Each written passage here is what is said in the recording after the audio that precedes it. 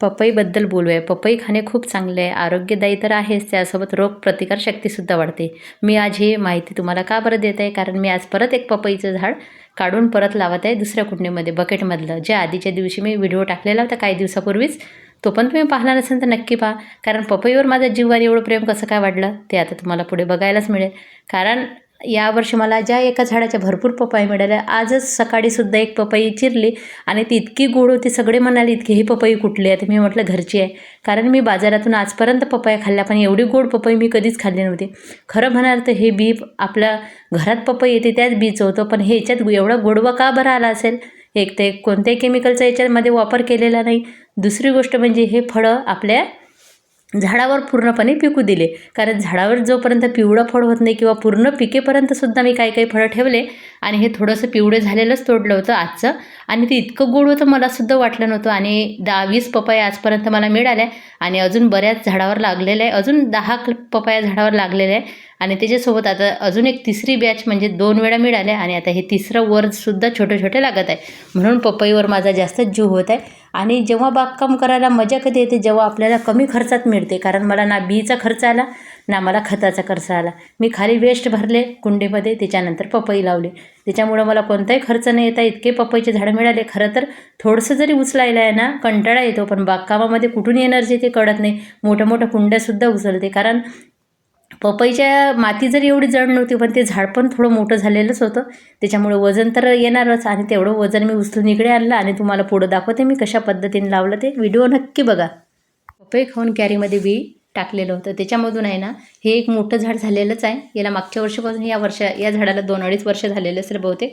आणि त्याच्या मला मागे पण खूप पपई मिळाले, यावेळेससुद्धा खूप पपया मिळाल्या. आणि काही झाडं मी कॅरीमध्ये असेच निघाले होते ना, तर बकेटमध्ये मला प्रयोग करून बघायचा होता. तो बागकामच काय त्याच्यामध्ये प्रयोग नसेल असं मला वाटते. आणि मी म्हटलं बघूया आपण याच्यामध्ये काय होते. छोटे छोटे फुलं यायचे, अजून फळ लागलं नव्हतं, पण झाडं म्हटलं ना फळाचं, त्याला थोडी मोठी ग्रो बॅग लागेल, 24x24 तरी पाहिजे.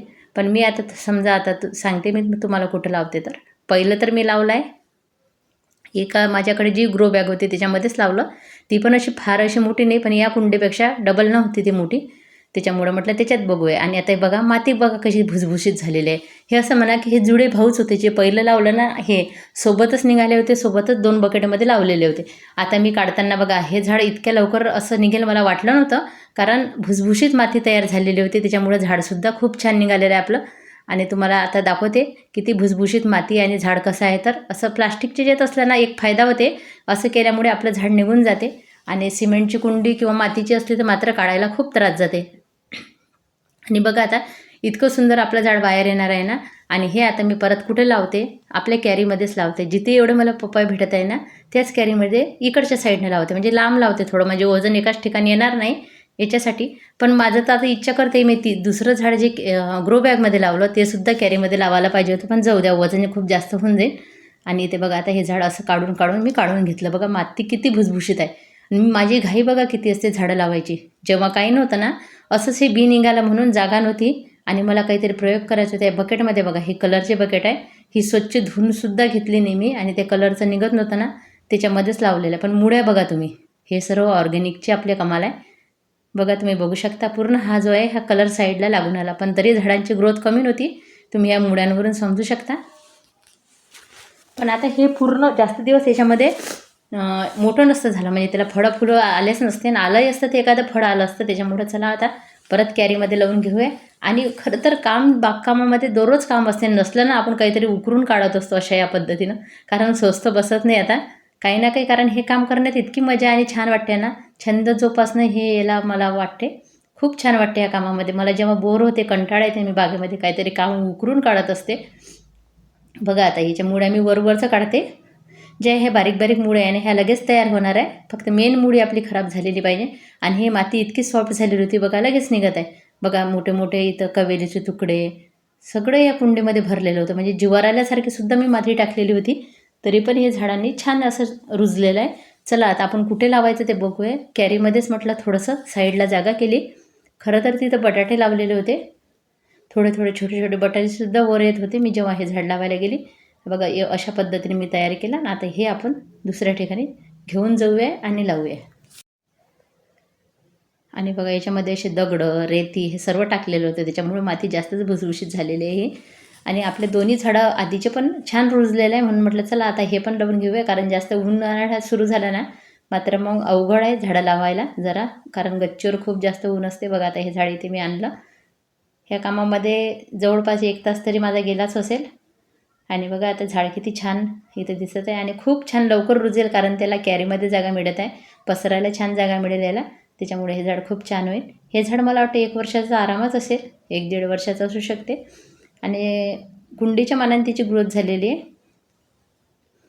इथं बघा आता मी इथं थोडासा खड्डा करून घेते. आजूबाजूनं बटाटे छोटे छोटे बाहेर निघत आहे, कारण कुठे कुठे लावायची सवय आहे ना, जागा असली तिथे लावत राहते.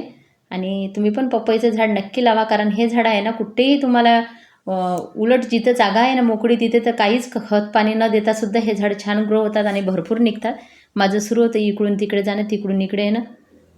आणि आता ह्या मातीचा उपयोग मी काय करणार आहे, फक्त थोडीशी माती त्या पपईच्या झाडावर टाकणार आहे, कारण त्यालाही वाटायला नाही पाहिजे आपण दुसऱ्या घरात गेलो आहे म्हणून. थोडंसं आपलेपणा वाटायसाठी हे थोडीशी माती त्याच्यावर टाकते, कारण कॅरीतलीच माती तशी होती. आणि या मातीचा उपयोग मी आता कसा करणार आहे ते पण या व्हिडिओमध्ये दिसलं तर दिसेलच, नाही तर मग समोरच्या व्हिडिओमध्ये तुम्हाला नक्की दिसेल. माती पण भुसभुशीत झाली होती. आनंद याचा होता की एक अजून कुंडी तयार झाली आपल्याकडे काहीतरी लावायला, कारण उन्हाळ्यात मी आता भरपूर अशा कुंड्या बिंड्या भरून ठेवणार आहे सुकलेल्या पानांनी वगैरे.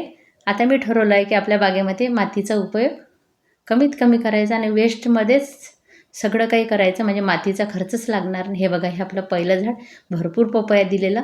आज सकाळीच पपई खाल्ली, खूपच गोड होती. खरंच मी तुम्हाला सांगू शकत नाही. बघा आता अजूनही आहे की 10-12 पपया लागलेल्या आणि 10-20 पपया निघाल्या, म्हणजे इथल्याच बाजूने इतक्या पपया लागल्या होत्या तुम्ही सांगू शकता, म्हणजे गच्चीवरील बागेमध्ये. आणि बघा वर छोट्या छोट्या येत आहेत. आता वरच्या तर नाही सांगू शकत मी कशा येतील, पण भरपूर पपया मिळाल्या. आणि हे बघा आपल्या ग्रो बॅगमध्ये लावलेलं हे पण छान रुजायला लागलं, म्हणून तिसरं झाड लावलं. म्हणजे करताना तुम्ही हळूहळू काम करा एका झाडाने. आणि बघा आता हे सोबत छान अशी मैत्रिणी छान राहतील, कारण तिघेही जवळपासच आले आता हे. आणि एप्सम सॉल्ट टाकून पाणी दिलं. आवडलं तर चॅनलला लाईक, सबस्क्राईब, कमेंट करा.